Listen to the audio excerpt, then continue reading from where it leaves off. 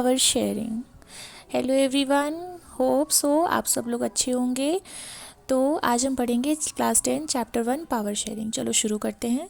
तो पहले के समय में क्या होता था, किंगडम्स होते थे, उसमें राजा होते थे, सारी पावर्स राजा के पास होती थी। तो राजा ही लॉ बनाते थे, उसको इम्प्लीमेंट भी करते थे और पनिश भी करते थे। ये मीनिंग्स रही, प्रॉब्लम हो तो देख लेना। नेक्स्ट देखते हैं, अब जब जैसे जैसे टाइम बीता वैसे गवर्नमेंट बनी, वोटिंग पावर आई, डेमोक्रेसी आई। गवर्नमेंट ने क्या किया, सारी पावर एक के पास ना आ जाए तो उसने अपने आप को डिवाइड किया 3 पार्ट्स में, लेजिस्लेचर, एग्जीक्यूटिव एंड जुडिशरी में।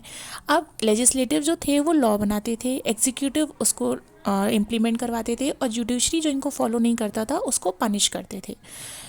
इस तरीके से गवर्नमेंट ने अपनी पावर्स को डिवाइड किया।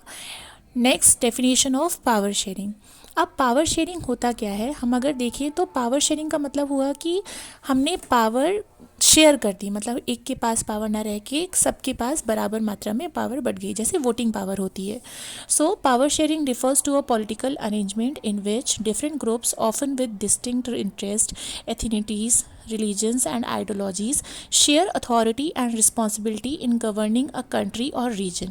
This is typically done to ensure that no single group dominates and to promote inclusivity, stability and democratic governance. कहने का मतलब ये कि डोमिनेट का मतलब होता है कि किसी एक के पास पावर ना चली जाए, इसकी वजह से हमने उसको डिफरेंट ग्रुप्स में डिवाइड कर दिया। जैसे अभी हमने एग्जाम्पल लिया था किंगडम्स का। हमारा नेक्स्ट टॉपिक है फॉर्म्स ऑफ पावर शेयरिंग। ये बहुत इंपॉर्टेंट टॉपिक है। क्या? Forms of power sharing. Okay, हमारा पहला फॉर्म्स ऑफ पावर शेयरिंग है power sharing among different organ of government, यानी कि हॉरिजॉन्टल पावर शेयरिंग। इसको देखते हैं।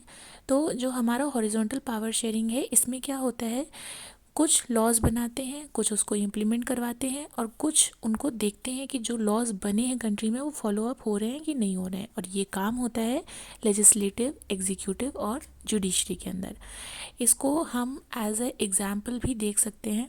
जैसे अगर हम इंडिया को एज ए एग्ज़ाम्पल ले लें तो हमारे इंडिया में क्या होता है कि एग्जीक्यूटिव और लेजिस्लेटिव बॉडीज़ के ऊपर किसका हक होता है, जुडिशरी का हक होता है।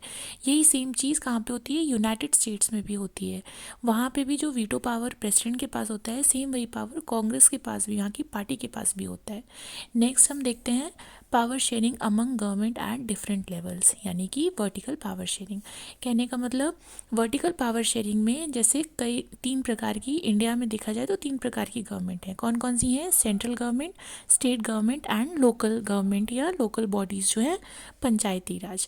इसमें क्या होता है, सेंट्रल गवर्नमेंट के पास कुछ पावर्स होती हैं, स्टेट गवर्नमेंट अपनी पावर देखती है और लोकल बॉडीज़ अपनी पावर्स देखते हैं। थर्ड फॉर्म ऑफ पावर है हमारा power sharing among different social groups. कहने का मतलब जो हमारे कैबिनेट्स होते हैं, रिजर्व सीट्स होती हैं, SC ST कार्ड्स होते हैं, इनके लिए विमेंस होती हैं, इनके लिए एक अलग से सीट रिजर्व रखी जाती है, या बैकवर्ड क्लासेस के लिए।